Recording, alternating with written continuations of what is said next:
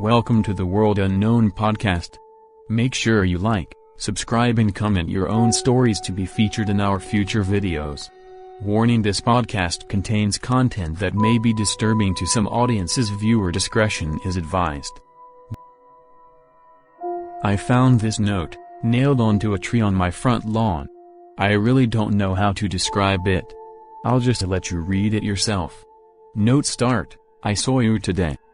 It was your birthday. You didn't see me. You hardly ever do these days.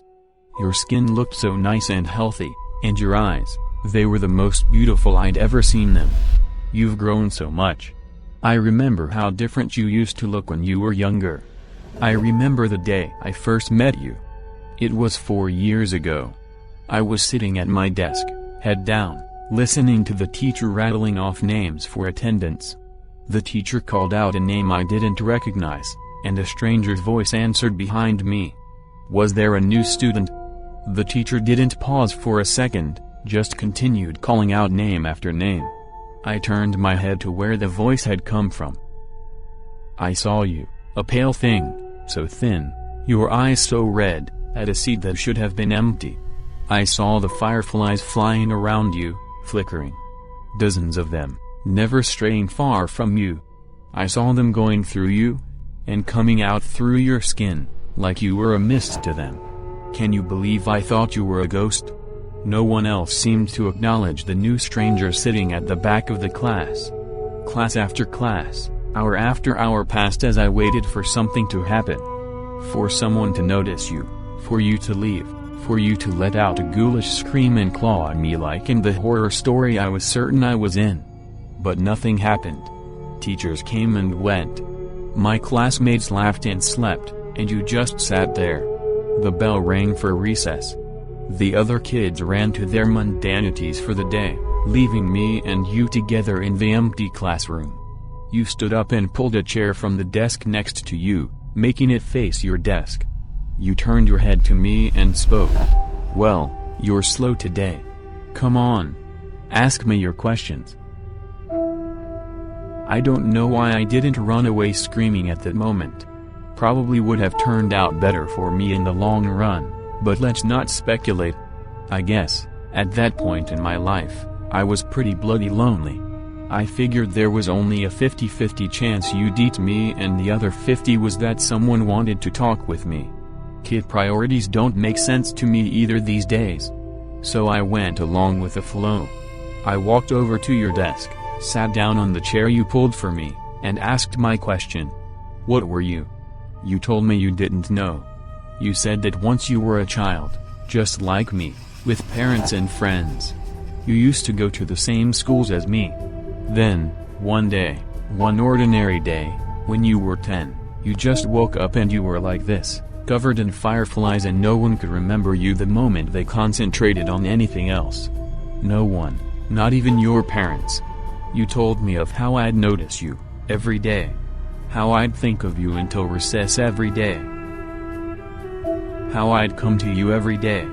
How we would talk, every day. How we would meet for the first time, every day, for the last 3 years. About how I'd forget the instant I walked out of the room. How everyone would forget you. How the fireflies would make them. How for the last 3 years, you'd been alone. Your story was very hard to believe. So I didn't. I asked what reality prank show I was on. You looked, well, unimpressed, and asked me to continue telling my story. I was caught off guard by the non sequitur. You said last time I was here, I was telling you a story, a horror story about a haunted house. As you detailed the story, goosebumps prickled my skin. It was a story I'd been making up in my head. A story I hadn't told anyone yet. At that moment, a million reactions were open to me, all simultaneously adequate and inadequate. But the only thing that seemed proper was to finish the story for you. So I did. Halfway through, you interrupted me to ask if my mother had recovered from her sickness yet. I had to shake my head, a bit ashamed at the fact that I shared this private matter to a stranger. The story ended a few minutes before recess. My next class was in another room. You told me to go. Your steadiness took me back. You seemed so accepting of your fate. Like you'd already gotten used to the idea of being forgotten forever. I was a kid back then. I wasn't a particularly smart kid, and I was probably on the onset of a crush. So you can excuse what I did next as an example of my childhood stupidity. I grabbed my scissors, pressed it against my arm's skin, and dug in. As it drew blood, I pushed it forwards, till the cut formed the shape I wanted. Letter by letter, I carved your name onto my arm. Just so you know, I don't regret that. Don't get me wrong, kid power might have made me do it, but it sure as hell didn't make the pain go away. It was one of the most painful experiences of my life. But even then as a kid, I thought what was happening to you was unfair. I remember how your eyes looked when you saw that. The confusion. How strange it was for you that anyone would want to remember. I remember that look so clearly. When I woke up the next day and saw your name on my arm, I remembered you. I didn't forget. That day, for the first time, we had a conversation that wasn't so one-sided. You said no one had ever done anything like that before and suggested I might have a mental illness. I won't deny it, that drew a little blood. As we talked, a creeping thought came into my head. Did you prefer it when I didn't remember? That night, I was sitting up on my bed, staring at your name on my arm, wondering if I should cover it up so I couldn't see it and give you back your privacy, when I heard a crash. I looked up to see my bedroom window shattered and a dirty rock on my floor. I looked out of the cracked window, to see a dark figure on my lawn. You were outside yelling about how we should hang out.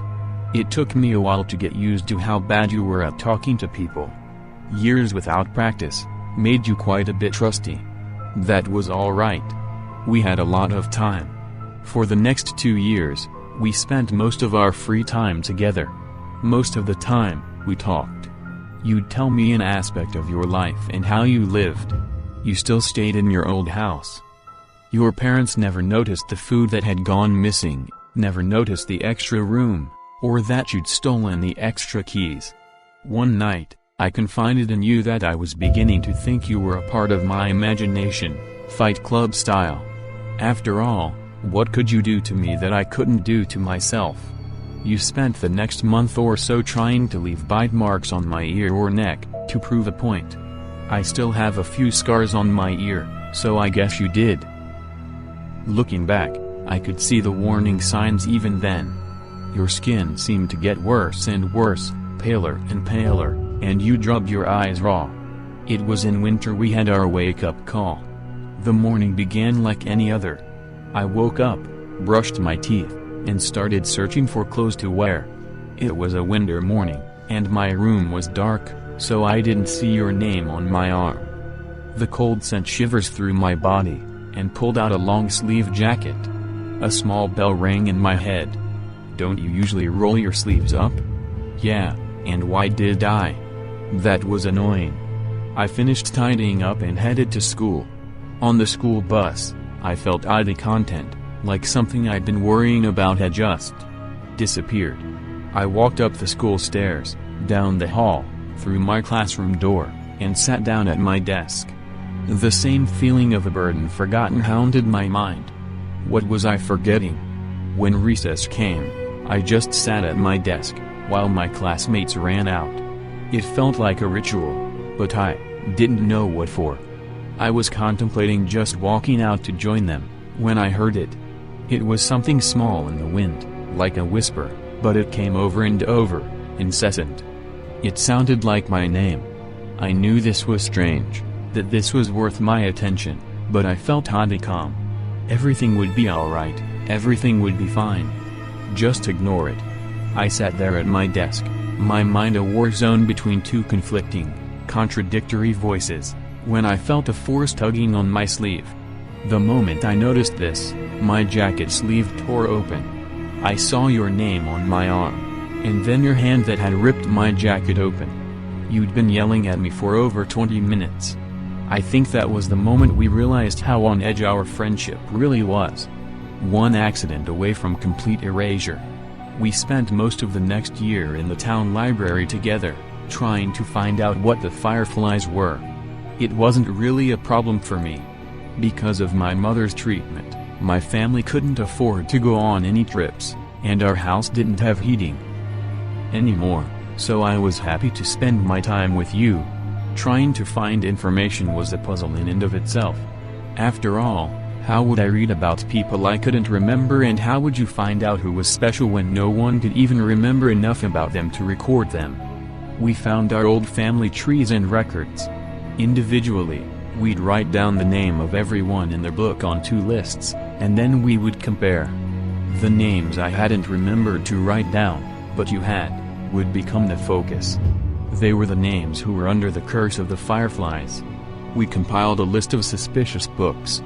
Books we thought could help us, because they were written by, or were about, the people we were searching for. I read the books, with the list of names side by side, reading it again for every page of the book. You scoured the internet on the library computers, on the lookout for articles about the people. Our search would lead us to the first glimpse we got of what was really happening to you. It was late at night when you found the picture. I was a bit drowsy at that time, and almost about to nod off when I heard a sharp intake of breath. I turned to see you standing up, pointing at the screen. I didn't see anything. Well, anything noteworthy. On the screen was a picture of a clearing somewhere in the woods. You held up your piece of paper where you'd marked out 2 names. Susie Appleby Reagan, 13. Terry Appleby Reagan, 12. Siblings. For a moment, I saw the paper and the screen side by side. Side by side. And then I saw them. 2 figures, emerging from the woods, towards the camera. They were almost humanoid, with the exception of their limbs, which stretched to nightmarish proportions. Their blank, white skin was that of a pure albino, and looked more like tree bark than anything you expected to find on a mammal. A cloud of fireflies surrounded the duo. The shorter one looked emaciated. I could see their ribcages, around which their eyes. God, their eyes. So small, so red. The taller one, with its white hair, didn't look alive anymore. They were little more than skin wrapped around a skeleton. Fireflies swarmed out of the pair's empty eye sockets. Both reached for the cameraman. I looked at the article surrounding the picture. It was a blog posted by a hiker, 20 years after the last mention of the 2 kids. The picture was a mystery to the cameraman as well. He'd been wanting to go to the woods pictured for a while now, but he never actually remembered going there. The picture had just appeared on his camera one day, out the blue. For a moment, I looked at your face. Your thin, pale face, with those red-veined eyes. Would that be you when my scar faded? Just a walking horror-eyed glimpse, then forget. We worked through our reading list at a much faster pace starting from that moment. Maybe we should have gone slower. At least every book, every website we'd left untouched, promised hope. The books that we finished and tossed aside promised nothing but the clearing in the woods as one's future. And we tossed aside a lot of books. I believe I tore through 3/4 of my reading list before I stumbled across the journal. Oh, God, that horrible, horrible journal. The journal used to belong to a mental patient, named Joey, who claimed to be a serial killer. He was locked up in an asylum when the police discovered his supposed victims never existed. He was diagnosed with a need for attention, and shoved away. They should have electrocuted him. They should have fried him until his flesh melted and his hair burned. In the journal, he talked about how he carried out his killings. He knew things, bizarre and disturbing things no one else knew. He knew of strange creatures that lived in the woods. Of them, his favorites were the fireflies. I'm not going to tell you how he summoned these things. I trust you. I trust you more than anyone, but a thing like this belongs to the ground more than it ever will to the human mind. In the end, it's sufficient to know that these things were not fireflies. Joey would start his ritual by taking a kid. Any kid, anyone he pleased. He could take them at any time, in the dead of night from their own homes, or in broad daylight from their front yards. It didn't matter if he was seen. He'd take them to his house and drag them inside. Usually, an Amber Alert came up at that point. He didn't care. Like I said, it wouldn't matter soon. He dragged them to a special room in his house. Here the fireflies would come and latch onto them. Now, nobody was searching for the kids. Not the police, not the parents. Nobody. From then on, he could do whatever he wanted to the kid. He'd get bored of them after a day or two, after the child had broken. At that point, he disposed of them. Hacksaw, kitchen knife, anything would work. He detailed a large pit of bodies he kept in the woods, swarming with bugs. One day, I guess he got bored of that too, so he went right to the police station and turned himself in. Not on account of guilt, no. He just wanted someone to know about the stuff he was doing. Sick BD. Oh, don't get the wrong idea. He never stopped killing kids. The asylum doors didn't stop him from doing what he liked. It just made him improvise. He made a new way. He modified the flies, so they could survive without the host, just in a dormant state. When a child, he specified the age, would approach this war, it would latch on and begin its effect. Over the years, the child would warp horribly into the things we saw in the woods. I wish I could hate him in peace. I wish I could say the world owed him nothing. But that wouldn't be true. He detailed a way out. On the final page, there was an exact explanation on how to get rid of the fireflies. You must have seen something in my face because, at that moment, you asked if had I found anything. I said no and closed the book. A few minutes later, you shut down the computer.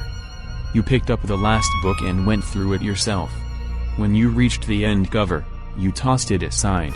I asked what we should do now. You said it was all right. I could go home. We'd talk about it in the morning. I stood up and walked past the shelves of books. I headed for the library entrance, but stopped right outside the door and waited. I waited until I heard the sniffling sounds. I sneaked back to our table, where you were quietly sobbing. You had your head in your hands. I sat back down, as you raised your eyes to me. You said you wished you'd never met me. How happy you were when you had nothing to lose. How I ruined your life. You'd never really gotten better at talking to people. That was the worst love confession I'd ever heard. I remember how we kissed that night. I remember your hands gripping my hair. I remember that kiss. I wish it could have been just a kiss. I'm sorry I ruined that moment. When my arms were around you, I was close enough to steal a firefly without you noticing. I remember holding the firefly in my hand. I remember how it struggled, until it didn't. Until it was a part of me. The fireflies shifted. They came over to me, and left you. I remember the familiar look in your eyes. The confusion. I never wanted to see that confusion in your eyes again. You deserve to be loved and you deserved to know that. I wasn't really living anyway. You reached for me. I pulled away, as the last lights of recognition faded from your eyes. And then you were just staring at a stranger, walking away into a crowd of strangers.